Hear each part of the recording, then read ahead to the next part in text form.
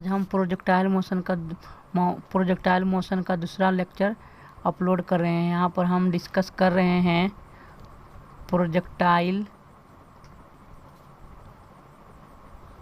Projectile fired eight angle theta with horizontal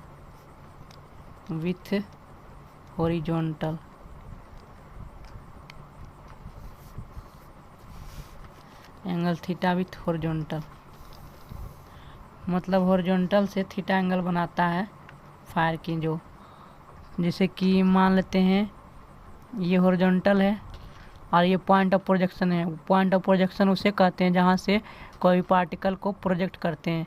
तो हम ये हॉरिजॉन्टल से थीटा एंगल पर हम एक प्रोजेक्टाइल को प्रोजेक्ट कर रहे हैं यू वेलोसिटी से। ठीक, तो हॉरिजॉन्टल से थीटा एंगल, यहाँ पर थीटा एंगल लगाते हैं। तो जब हम प्रोजेक्टाइल को प्रोजेक्ट करेंगे थीटा एंगल से यू वेलोसिटी से, तो इसका प्रोजेक्टाइल कुछ इस तरह से होगा, इस तरह से यहाँ पर मैक्सिमम आएगा और इसी सेम लेवल पर यहाँ पर स्ट्राइक करेगा, ग्राउंड को हिट करेगा। इस तरह से प्रोजेक्टाइल मोशन होगा। तो जो भी हवा में थ्रो किया जाता है पार्टिकल को, तो वो जो हवा में कोई भी फोर्स नहीं लगता, सिर्फ उस पर ग्रेविटेशनल फोर्स लगता है। तो ग्रेविटेशनल फोर्स लगता है वो बाई डायरेक्शन में, मतलब कि वर्टिकल डायरेक्शन में। तो वर्टिकल डायरेक्शन में हमेशा ग्रेविटेशनल फोर्स लगने की वजह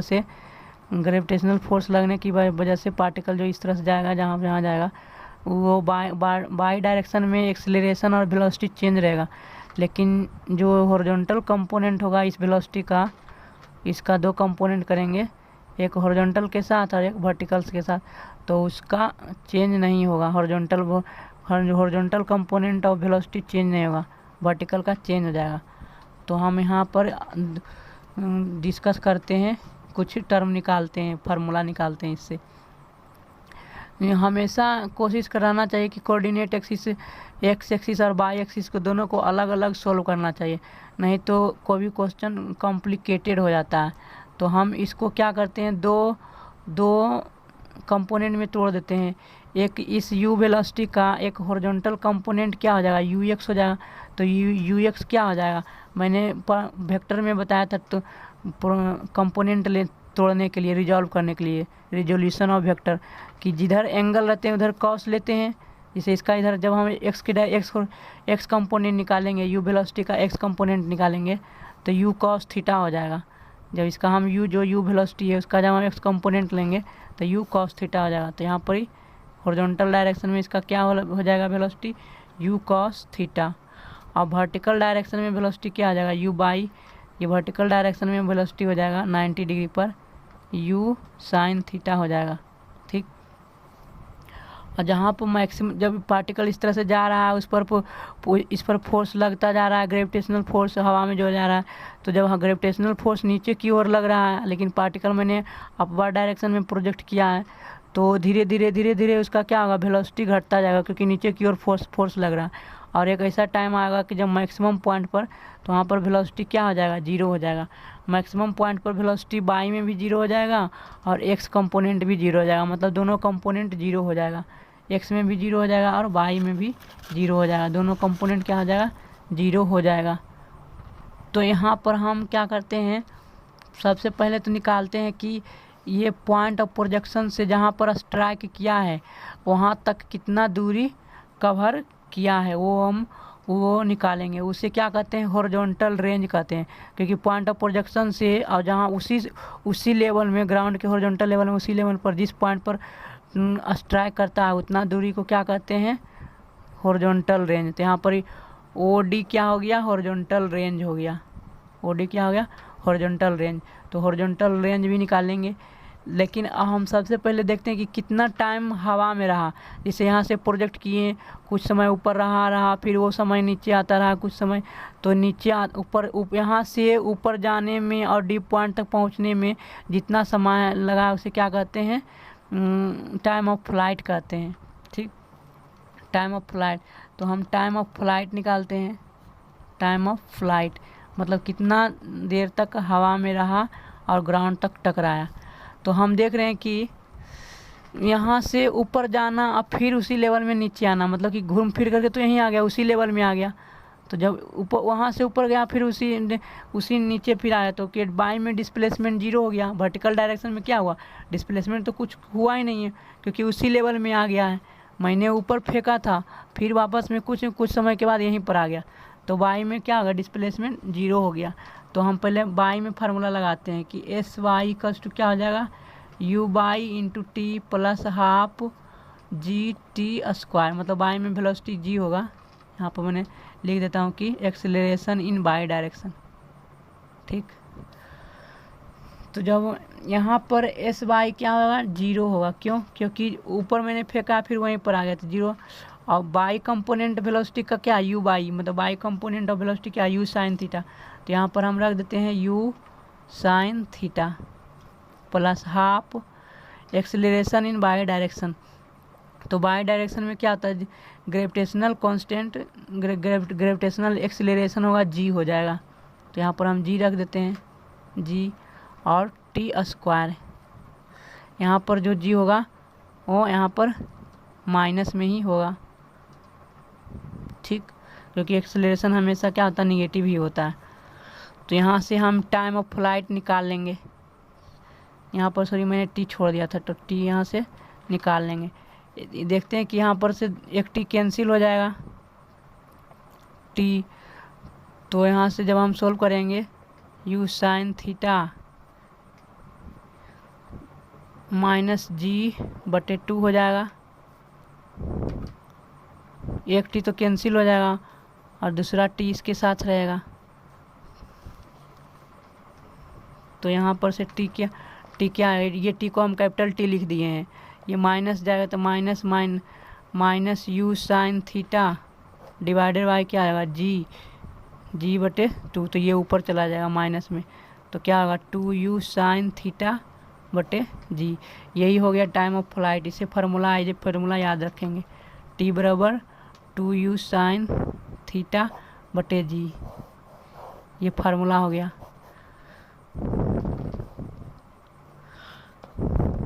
time of flight with angle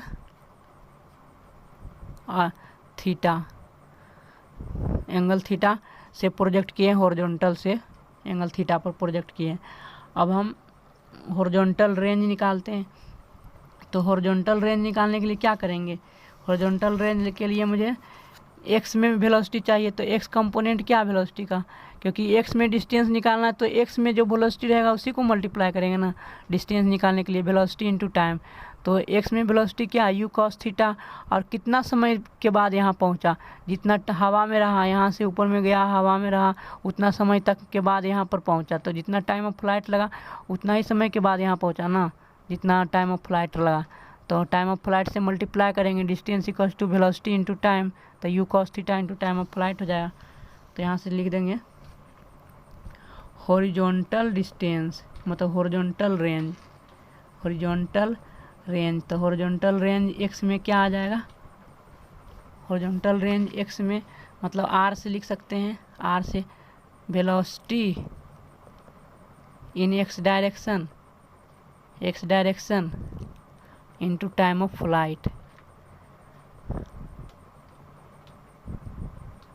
time of flight, तो टाइम कितना लग रहा है,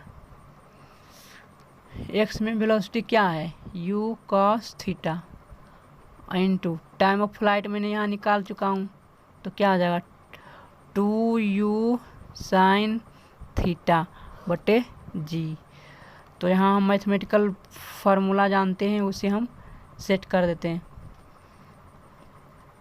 हम मैथमेटिकल फार्मूला जानते हैं कि 2 sign theta into cos theta क्या हो जाता है, साइन 2 थीटा हो जाता है। तो इसे लिख सकते हैं यू स्क्वायर साइन 2 थीटा बटे जी। ये हॉरिजॉन्टल रेंज का फार्मूला आ गया, हम उसे दूसरे पेज पर लिख लेंगे, यहाँ पर जगह नहीं है। ठीक, ये मेरा हॉरिजॉन्टल रेंज आ गया है, इसे हम दूसरे पेज पर लिख लेते हैं।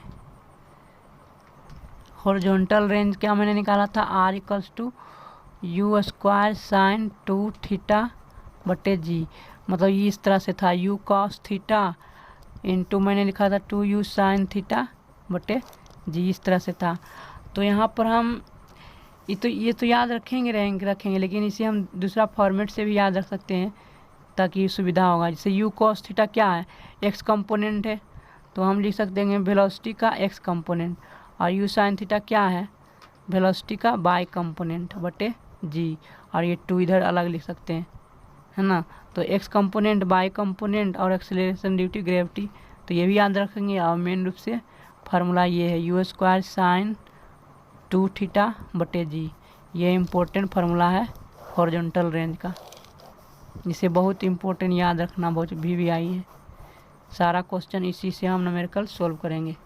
ये हॉरिजॉन्टल रेंज का है, हॉरिजॉन्टल रेंज का फार्मूला है। लेकिन हाँ, ये ध्यान रखना है कि यहाँ पर जो थीटा वो एंगल है, वो जो थीटा एंगल है वो हॉरिजॉन्टल से कुछ एंगल बनाता है ना, एंगल विथ हॉरिजॉन्टल प्लेन,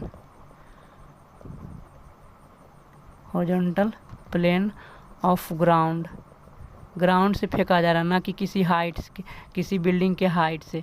इस बात को ध्यान रखना है कि बिल्डिंग के हाइट का केस दूसरा होता है, यहाँ पर हम ग्राउंड से फेंक रहे हैं थीटा एंगल पर। इस तरह का मैंने फिगर बनाया था, यहाँ से प्रोजेक्ट कर रहे हैं इस एंगल थीटा से, वेलोसिटी यू से इस तरह से प्रोजेक्ट कर रहे थे, ठीक। और यहाँ पर कहीं स्ट्राइक कर रहा था ग्राउंड में।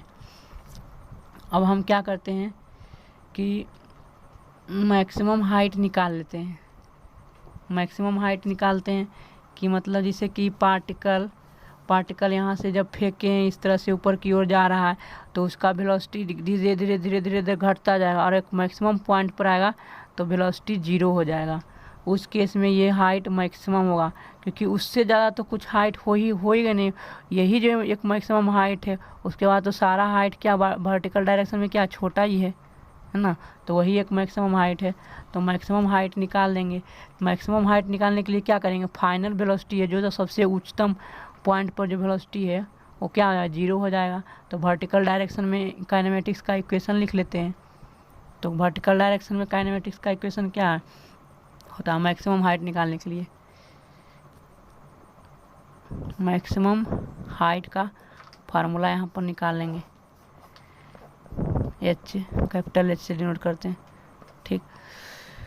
तो यहाँ पर हम पहले भी फाइनल बाई डायरेक्शन में लिख देते हैं, भी फाइनल का square equals to initial u y का square plus 2 acceleration in y direction into displacement in y direction, ठीक। तो यहाँ पर एच वाई निकालना है। तो जब मैक्सिमम पॉइंट पर पहुँचेगा तो फाइनल वेलोसिटी क्या हो जाएगा, 0 हो जाएगा, क्योंकि इस पॉइंट पर मैक्सिमम पॉइंट पर पहुँचेगा तो वेलोसिटी क्या होगा, 0 हो जाएगा। और हाइट सपोज हम कैपिटल एच मान लिए हैं, ठीक, कैपिटल एच मान लिए, तो यहाँ पर कैपिटल एच रख देंगे मान, कैपिटल एच। यहाँ पर बाई डायरेक्शन में वेलोसिटी क्या है, यू साइन थीटा। मैंने 2 कंपोनेंट किया था, उस भी मैंने फिगर बनाया था, तो यू साइन थीटा का स्क्वायर होगा यू बाई क्या, यू साइन थीटा का स्क्वायर, यहाँ पर plus 2 acceleration due to gravity minus g होगा प्लस एच, है ना। तो यहाँ से हम निकाल दिए एच बराबर क्या हो जाएगा, मैक्सिमम हाइट एच बराबर you square sine square theta बटे 2g, ये हो गया मैक्सिमम हाइट का फार्मूला।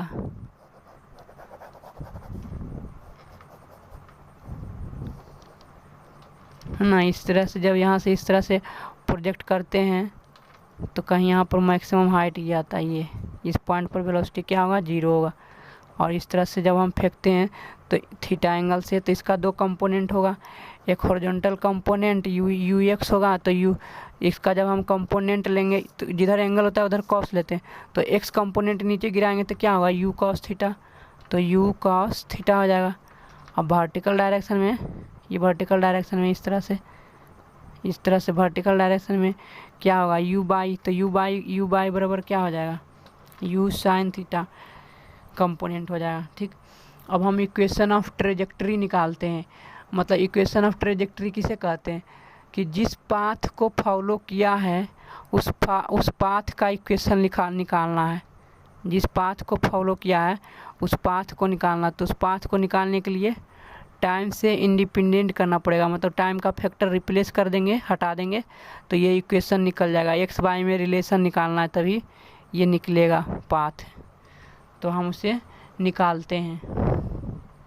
अगला पेज पर इसे निकालते हैं इक्वेशन ऑफ ट्रेजेक्ट्री। तो इक्वेशन ऑफ ट्रेजेक्ट्री निकालते हैं तो हम यहाँ पर लिखते हैं इक्वेशन ऑफ ट्रेजेक्ट्री।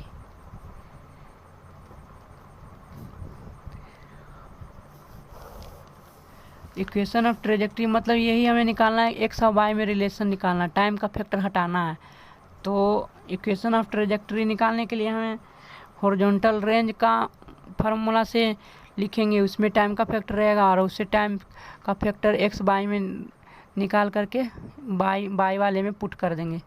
तो जैसे कि मैंने यहाँ से निकाला था इस तरह से, जो प्रोजेक्शन मैंने लिया था u इक्वल्स टू, तो यहाँ से u क्या था, u x में कंपोनेंट था u cos थीटा, क्योंकि इसका हम कंपोनेंट लेंगे हॉरिजॉन्टल कंपोनेंट, तो u cos थीटा हो जाएगा। और जब वर्टिकल कंपोनेंट लेंगे वेलोसिटी का तो u बाई बराबर क्या हो जाएगा, u साइन थीटा हो जाएगा। ठीक, और यहाँ पर पहुँचा था, ये मान लेते पॉइंट डी है, ये पॉइंट ओरिजिनल वो है, तो ये क्या हो गया, हॉरिजॉन्टल रेंज से r से डिनोट करते हैं। तो यहाँ से हम निकालेंगे टाइम का फैक्टर के, मतलब x में कितना डिस्टेंस किए हैं ये x मान लेते हैं। यहाँ से यहाँ अगर जो ओरिजिन मानेंगे तो ये पॉइंट का x का कोऑर्डिनेट हो जाएगा x, 0। तो x कंपोनेंट क्या होगा, x में वेलोसिटी है ना, x में डिस्टेंस, तो डिस्टेंस तो x में वेलोसिटी क्या है, u cos theta into time of flight, तो u cos theta into time t ले लेते हैं इक्वेशन नंबर 1। तो यहाँ से t का वेलोसिटी क्या निकल, t का वैल्यू क्या आ जाएगा, x बटे u cos थीटा। ठीक, ये हो गया। अब हम बाई में इक्वेशन लिखते हैं, इक्वेशन इन वर्टिकल डायरेक्शन लिखते हैं। ये था हॉरिजॉन्टल डायरेक्शन में, ये हॉरिजॉन्टल डायरेक्शन में था इक्वेशन। यहाँ पर हम वर्टिकल में लिखते हैं, तो वर्टिकल में इक्वेशन लिखने के लिए क्या होगा, S Y equals to U Y into T plus half A Y into T square, ये है फार्मूला। तो एस मतलब कि बाई डायरेक्शन में बाई हमें ले लेते हैं डिस्प्लेसमेंट, कुछ ना कुछ होगा डिस्प्लेसमेंट। इस तरह से जब पार्टिकल जा रहा है ऊपर की ओर तो हर एक पॉइंट पर कुछ कोऑर्डिनेट होगा, एक्स कॉमा वाई कोऑर्डिनेट होगा हर एक पॉइंट पर। इसी पॉइंट पर आएगा तो यहाँ भी कुछ एक्स कोऑर्डिनेट होगा, कुछ वाई कोऑर्डिनेट होगा हर एक पॉइंट पर, इस तरह से आता रहेगा, है ना। एक्स कोऑर्डिनेट और वाई कोऑर्डिनेट निकलता रहेगा। तो इसीलिए हम वाई में डिस्प्लेसमेंट क्या रखे हैं, वाई किसी टाइम टी पर वाई है, किसी टाइम टी पर वाई है डिस्प्लेसमेंट। तो उस टाइम टी पर एंगल क्या होगा, इनिशियल वेलोसिटी क्या है, u साइन थीटा है, बाई कंपोनेंट u बाई मतलब बाई कंपोनेंट वेलोसिटी का क्या है, u sine theta into time उस समय t है प्लस हाफ और acceleration due to gravity minus g होगा इंटू टी स्क्वायर। अब यहाँ पर time of flight equation number 1 से रख देंगे तो इक्वेशन ऑफ ट्रेजेक्ट्री निकल जाएगा। तो y इक्वल्स टू क्या हो जाएगा, u sine theta into T का वैल्यू क्या है, x बटे u cos थीटा प्लस यहाँ प्लस माइन हो जाएगा, माइनस हो जाएगा, प्लस माइनस माइनस g बटे 2 और t का वैल्यू क्या है, x बटे u cos थीटा का होल स्क्वायर। ठीक, तो इसे अच्छा तरह से अरेंज कर लेते हैं। y इक्वल्स टू क्या हो जाएगा, u से u कैंसिल हो जाएगा, साइन बटे cos क्या हो जाएगा, tan हो जाएगा और x से, तो y equals to x tan theta minus यहाँ पर x का स्क्वायर हो जाएगा तो g x स्क्वायर बटे यहाँ पर 2 और u का स्क्वायर हो जाएगा तो 2u square cos square theta, ये हो गया। ये इक्वेशन ऑफ ट्रेजेक्ट्री हो गया। यहाँ पर x का पावर 2 है, ये क्या हो गया, इक्वेशन ऑफ ट्रेजेक्ट्री। ये बहुत VVI फार्मूला है, इसे याद रखना बहुत ज़रूरी है। क्या है, इक्वेशन ऑफ ट्रेजेक्ट्री है, इक्वेशन ऑफ ट्रेजेक्ट्री। ये बहुत अच्छा फार्मूला है, इस पर भी क्वेश्चन बनता है, इम्पोर्टेंट क्वेश्चन बनता है। अब हम क्या करते हैं, क्वेश्चन सॉल्व करते हैं, उसके बाद कुछ टॉपिक है मतलब रिलेशन है वो हम डिस्कस करेंगे। ये क्वेश्चन है, a football is kicked from the ground with speed u of 25 metre प्रति second an at angle of theta कितना 45 डिग्री विथ हॉरिजॉन्टल। मतलब कह रहा है, क्वेश्चन में कह रहा है यहाँ पर कि एक प्रोजेक्टाइल है, एक बॉल है, फुटबॉल है, जो कि हॉरिजॉन्टल से थीटा मतलब 45 डिग्री से क्या किया जा रहा है, प्रोजेक्टाइल किया जाता है u इक्वल्स टू कितना वेलोसिटी पर 25 मीटर प्रति सेकेंड से, 25 मीटर प्रति सेकेंड से प्रोजेक्ट किया जा रहा है, किक्ड किया जाता है फुटबॉल को। यहाँ पर थीटा का एंगल कितना है 45 डिग्री, थीटा कितना है 45 डिग्री, ध्यान से इसे ध्यान रखना, ठीक। तो हम ये क्वेश्चन को पढ़ चुके हैं, अब हम सॉल्व करते हैं। तो यहाँ से जब फुटबॉल को जब किक किया जाता है मतलब कि उसे थ्रो किया जाता है पैर से किक करके, तो ये 25 मीटर प्रति सेकेंड से किक किया शुरू इनिशियल वेट किक किया जाता। तो इस तरह का प्रोजेक्टाइल मोशन होगा, इस तरह का पाथ फॉलो करेगा, इस तरह का पाथ फॉलो करेगा और यहाँ कहीं यह स्ट्राइक करेगा ग्राउंड को। तो ये जो जहाँ पर स्ट्राइक करेगा उस पॉइंट से और इनिशियल पॉइंट ऑफ प्रोजेक्शन से दोनों के बीच की हॉरिजॉन्टल डिस्टेंस को क्या बोलते हैं, रेंज, आर से डिनोट करते हैं रेंज। तो हमें रेंज निकालना है। तो हम जानते हैं कि बेसिक कंसेप्ट से सॉल्व करेंगे तो आसान पड़ेगा, मतलब कि फंडा क्लियर रहेगा और कंसेप्ट भी फिजिक्स का स्ट्रांग रहेगा। लेकिन फार्मूला अप्लाई करेंगे तो सिर्फ फार्मूला याद करना पड़ेगा। तो यहाँ पर तो हम फार्मूला अप्लाई कर सकते हैं कि रेंज का फार्मूला होता है, रेंज आर इक्वल्स टू क्या होता है, यू स्क्वायर साइन 2 थीटा बटे जी। जैसे कि यहाँ पर फार्मूला यू कितना दिया हो 25, तो 25 का स्क्वायर कर देंगे इंटू साइन, और साइन थीटा का मान कितना 45 डिग्री, तो 45 को हम 2 से गुना करेंगे, 45 डिग्री को 2 से गुना करेंगे। जी का मान 10 ले लेते हैं, ठीक। तो क्या होगा 25 का 625 हो जाएगा बटे 10, मल्टीप्लाई नहीं करना चाहिए था लेकिन कर दिया मैंने। और साइन 90 डिग्री का मान 1 हो जाएगा, तो मतलब कि 6.25 मीटर यहाँ पर आंसर होगा, हॉरिजॉन्टल रेंज हो जाएगा। मतलब कि यहाँ से 6.25 मीटर कवर करने पर यहाँ पर क्या होगा, स्ट्राइक हो जाएगा, गिर जाएगा, ठीक। ये मैंने फार्मूला से निकाल दिया हूँ। और टाइम ऑफ फ्लाइट मतलब कि how long time to take the strike the ground, time of flight निकालना है। तो टाइम ऑफ फ्लाइट का फार्मूला क्या आता है, बी नंबर में time of flight T equals to क्या होता है, U sine theta into G. ये फार्मूला आता है, याद रखना, फार्मूला के बिना कुछ बनेगा ही नहीं क्वेश्चन, बेसिक कंसेप्ट से फिर सॉल्व करना पड़ जाएगा। तो फार्मूला याद रखना ज़रूरी है। तो 2 यू कितना, इनिशियल वेलोसिटी कितना 25, तो 25 रख देते हैं, साइन 45 डिग्री का मान रख देंगे बटे जी का मान क्या 10 ले लेते हैं। तो यहाँ पर से कैंसिल हो जाएगा, कितना 5, और 5 से 5 कैंसिल हो गया, मतलब 5 इंटू साइन 45 डिग्री का मान क्या आता है 1/√2। तो ये हो जाएगा 5/2 इंटू √2 मीटर। यहाँ पर टाइम सेकेंड हो जाएगा, इतना सेकेंड है, क्योंकि टाइम ऑफ फ्लाइट निकालना। तो ये भी आंसर आ गया। अब तीसरा कर रहा है मैक्सिमम हाइट निकालने के लिए। तो मैक्सिमम हाइट का भी फार्मूला हम जानते हैं, यहाँ तो फार्मूला अप्लाई हो रहा है तो अप्लाई कर दिए, लेकिन वरना बेसिक कॉन्सेप्ट से ही सॉल्व करना पड़ेगा। जिस तरह से डेरिवेशन होता है ये सारा फार्मूला निकालने में, उस तरह से कहीं गलत होने का चांस भी नहीं रहता है। इस केस में तो गलती भी हो सकता है। तो मैक्सिमम हाइट का फार्मूला क्या निकाला था मैंने, यू स्क्वायर साइन 2 थीटा बटे जी, ये मैंने निकाला था, ठीक। तो यहाँ पर हम फार्मूला में रख देते हैं, आंसर आ जाएगा मेरा। तो u 25 का स्क्वायर कर देंगे और साइन दुगना हो जाएगा, साइन 2 गुने 45 डिग्री, तो साइन 90 डिग्री का मान तो 1 हो जाएगा, बटे जी का मान 10 ले लेते हैं, तो 625 ये हो जाएगा।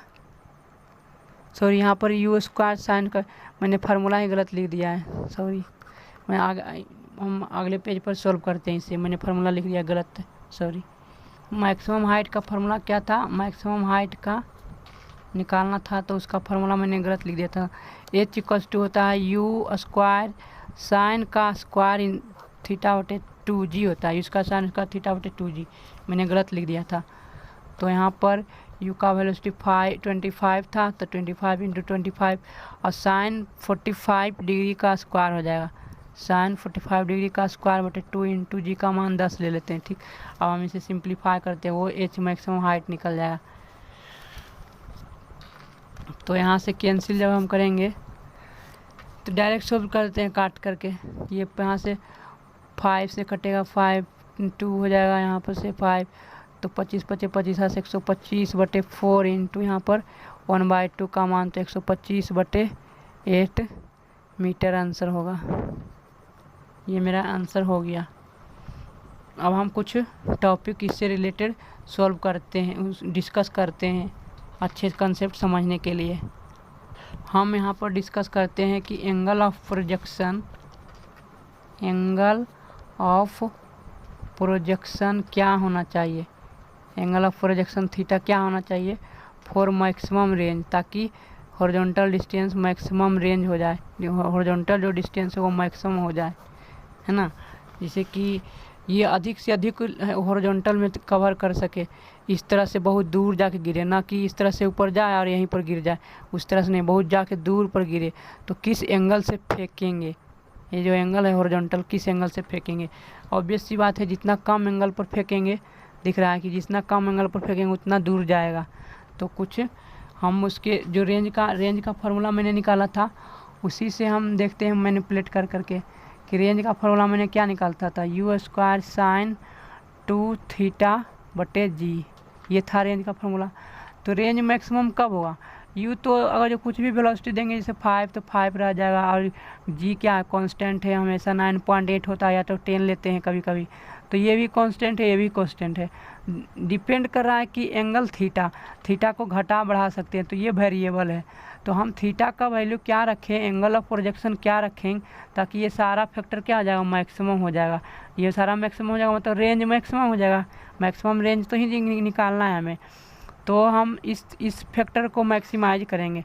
तो साइन 2 थीटा का वैल्यू अधिक से अधिक क्या होगा, 1 के बराबर होगा, तो 1 के बराबर हो जाएगा तो मैक्सिमम हो जाएगा। तो साइन 2 थीटा मैक्सिमम कब होता है, मैक्सिमम कब होता है ना, मैक्सिमम कब होता है, साइन 2 थीटा मैक्सिमम होगा 1 के बराबर। तो यहाँ से हम 1 कितना के एंगल के बराबर, तो 90 डिग्री, 90 डिग्री मतलब π/2। तो यहाँ से थीटा क्या आ जाएगा, थीटा का वैल्यू π/4 मतलब 45 डिग्री। ये आ गया कि अगर जो हम 45 डिग्री हॉरिजॉन्टल से प्रोजेक्ट करेंगे, अगर जो थीटा 45 डिग्री रहेगा तो मैक्सिमम हॉरिजॉन्टल रेंज होगा, है ना। इस बात को ध्यान रखना है। और मैक्सिमम रेंज कितना होगा, तो यहाँ पर साइन 2 थीटा का वैल्यू 1 हो जाएगा, साइन 2 थीटा का वैल्यू 1 हो जाएगा, तो मैक्सिमम हो जाएगा, क्योंकि उतना ही हो अधिक से अधिक। तो मैक्सिमम रेंज इस केस में क्या हो जाएगा, maximum range equals to U square बटे जी हो जाएगा मैक्सिमम रेंज।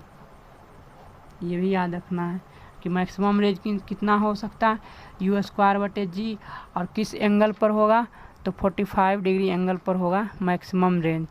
ये याद रखना है, ठीक। अब हम और नेक्स्ट टॉपिक डिस्कस करते हैं। यहाँ पर हम डिस्कस करें कि two angle of projection for same horizontal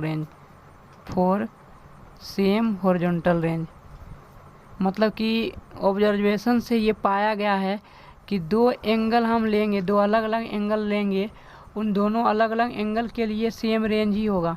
अगर जो पहला 30 डिग्री है तो और दूसरा कुछ होगा 45 डिग्री। तो उन दोनों एंगल पर अगर जो हम निकालेंगे तो रेंज का वैल्यू जो आएगा वो दोनों सेम होगा। मतलब कि अगर जो पहला के लिए 30 डिग्री के लिए आया 5 मीटर, तो 45 डिग्री के लिए भी 5 ही मीटर आएगा। मतलब इसे उदाहरण ले रहे हैं इस तरह से। तो हम निकालते हैं कि अगर जो हम हॉरिजॉन्टल से थीटा एंगल से प्रोजेक्ट करते हैं तो रेंज क्या आया था, रेंज R इक्वल्स टू आया था U स्क्वायर साइन 2 थीटा बटे जी, ये आया था। ठीक, अब दूसरा एंगल क्या है, एक तो एंगल थीटा हो गया, अब दूसरा एंगल हमें याद रखना है ये दोनों। तो क्या क्या एंगल हो सकता है ताकि सेम रेंज हो जाए। तो एक दूसरा एंगल मैंने ऑब्जर्व किया है, बी ऑब्जर्व्ड दैट कि हॉरिजॉन्टल से अगर जो हम प्रोजेक्ट करेंगे कि 90 डिग्री माइनस थीटा से, है ना, अगर जो हम प्रोजेक्ट करेंगे 90 डिग्री माइनस थीटा से विथ हॉरिजॉन्टल से, तो भी सेम रेंज ही होगा। अगर जो विश्वास नहीं है तो हम चेक कर लेते हैं, है ना इसको।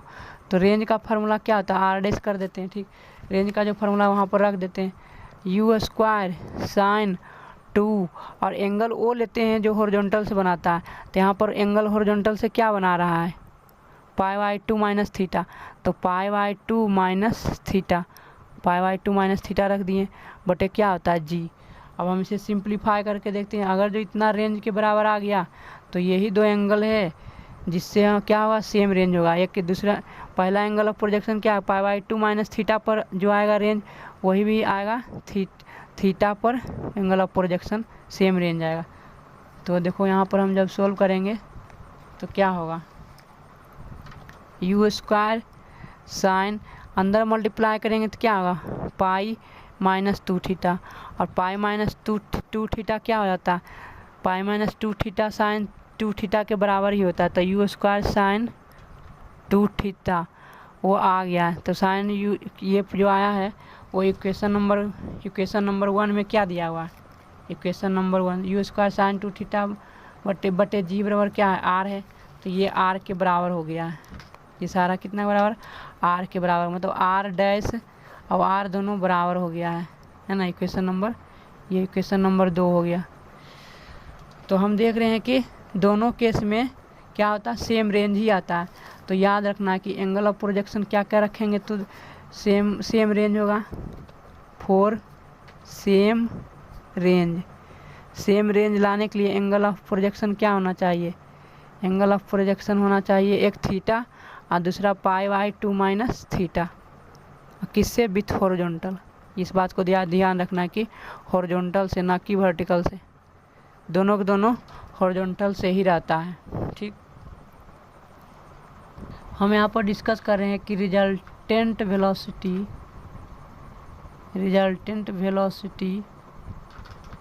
ऑफ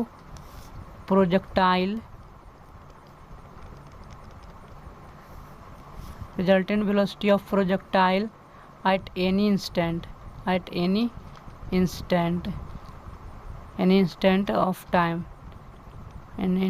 of time, मतलब किसी टाइम टी पर रिजल्टेंट वेलोसिटी क्या होगा।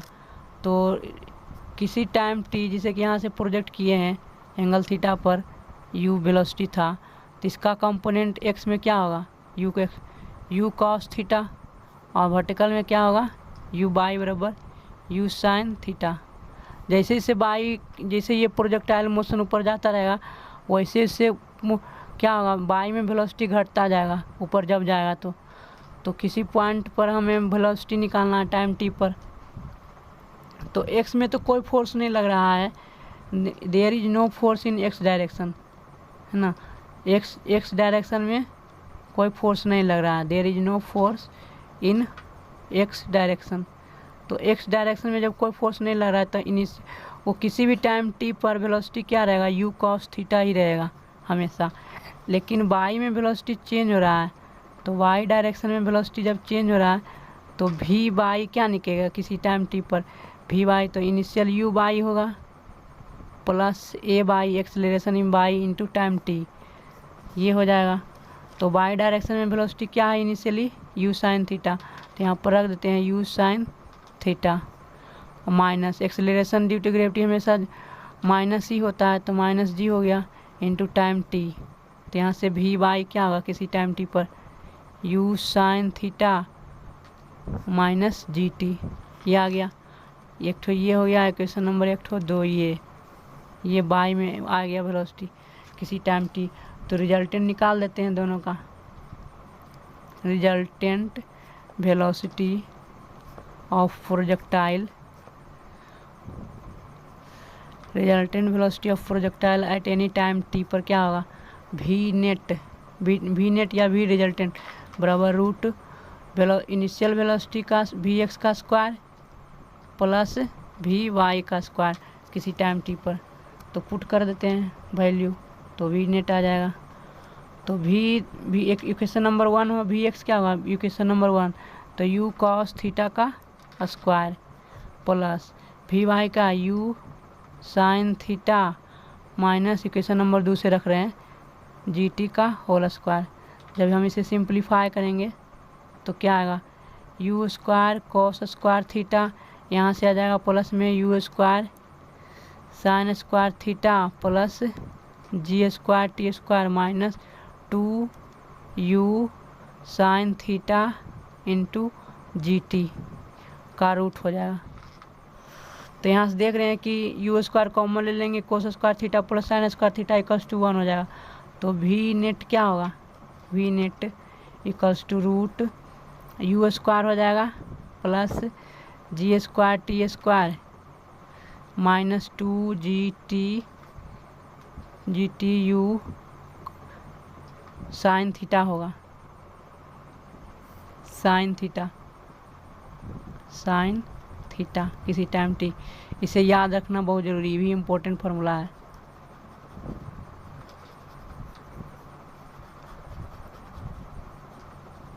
ये भी इम्पोर्टेंट फार्मूला है, इसे याद रखना ज़रूरी है।